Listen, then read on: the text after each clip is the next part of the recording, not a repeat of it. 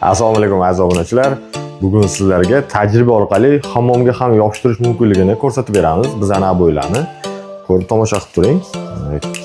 Buning uchun biz ikkita aboyimizni o'rtasiga list qo'yib, buni ko'rib turganingizdek quruq list qo'yib bilan yopishtiramiz.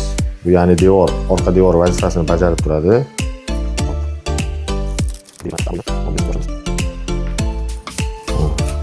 Devorga yopishtirdingiz.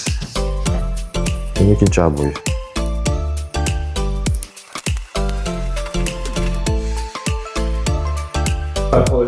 Nasaqa joyi ham bo'lib turadi. Odam yuragi siqilib ketadi. Shunda maylarni pichoqchani olsanglar, shishib chiqarsanglar bo'ladi.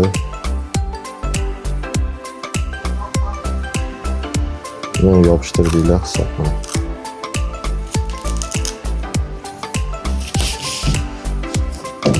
Devorga ikkita aboy yopishtiringlar. Ko'pchilik savol beradi, shu stigidan suv o'tib ketmaydimi? Suv ko'chib tushib ketmaydimi keyin aboylar deb. Hozir mana ozgina suv qo'yib, hammomingizni devor effektini ko'rsatamiz.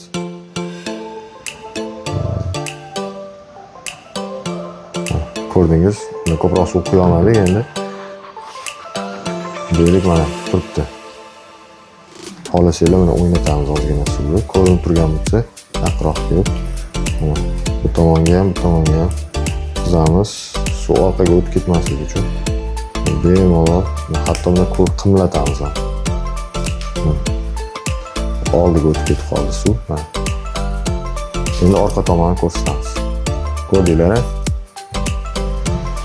Orqa tomon quruq. Suv umuman stikdan o'tmagan.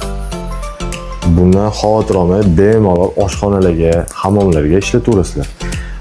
Shunda ham ko'ngilli xotirjamlik qilmoqchi bo'lsanglar, mana bunday yopishtirishdan oldin stigiga jidkiy go's, ya'ni mana bunaqa kley surib olsanglar va ustidan qo'yib, mana bunaqa lenta bilan ham bezak berib olsanglar bo'ladi. Misol uchun mana bunday qilasizlar. Hozir buni ham yopishtirib ko'rsatib beramiz. Mana bunaqa lentalarimiz ham bor.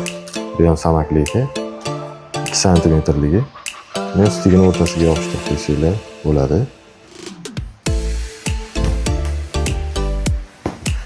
Shu holatda hammomlarga bezak berib, bularni 4 xil rangi bor lentalarni bezak berib o'zingizlarni naqalar jiddiylariga moslab qilsanglar bo'ladi. Mana marhamat.